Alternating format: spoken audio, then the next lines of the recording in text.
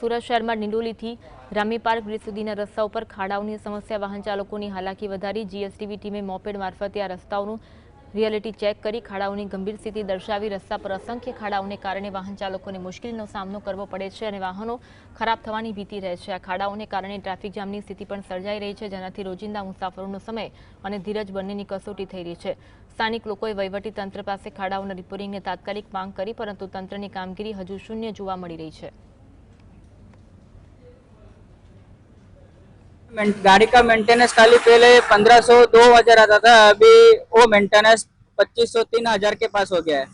हम टैक्स भरते सब भरते तो भी रास्ते की ऐसी हालत है, सरकार को कुछ समझना चाहिए हमारी हालत।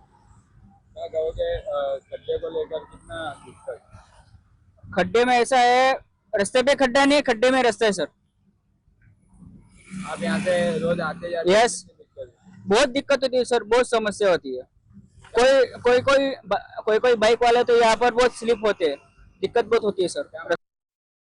સુરત શહેરમાં ખાડાઓનું સામ્રાજ્ય જોવા મળી રહ્યું છે, ત્યારે જીએસટીવીની ટીમ અત્યારે ગ્રાઉન્ડ રિપોર્ટે નીકળી છે। દ્રશ્યો બતાવવાનો પ્રયત્ન કરી રહ્યા છે કે ડિંડોલી સાઈ પોઈન્ટ થી લઈ તમામ રસ્તાઓ પર ખાડા જોવા મળી રહ્યા છે। જે રીતના અત્યારે બાઇક મારફતે અત્યારે દ્રશ્યો બતાવવાનો પ્રયત્ન કરી રહ્યા છે કે તમામ શાસકો હોય કે તમામ ઉચ્ચ નેતાઓ ડિંડોલી વિસ્તારમાંથી આવતા હોય છે અને સુરત મહાનગરપાલિકાના અધિકારીઓ હજુ પણ ઘોર નિંદ્રામાં જોવા મળી રહ્યા છે અને વાહન ચાલકો હેરાન પરેશાન થવાનો વારો જે છે તે આવ્યો છે। સંપૂર્ણ રસ્તા પર ચંદ્રયાન જેવી સ્થિતિ જે છે તે જોવા મળી રહી છે।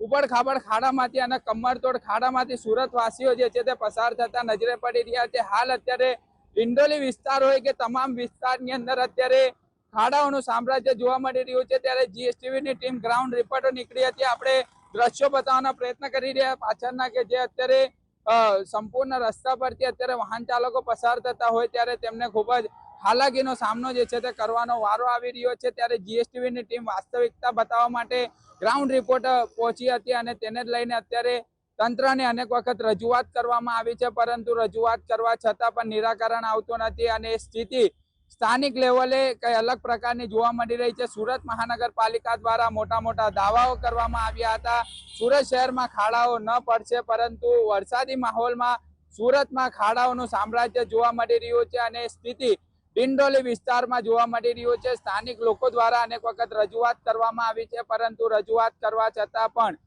એસી ચેમ્બરોની અંદર બેસેલા અધિકારીઓ માત્ર ને માત્ર થીંગડા મારીને કામગીરી બતાવતા હોય તેવા દ્રશ્યો પણ જોવા મળ્યા છે। સાહિત્ય જગતાપ, સુરત।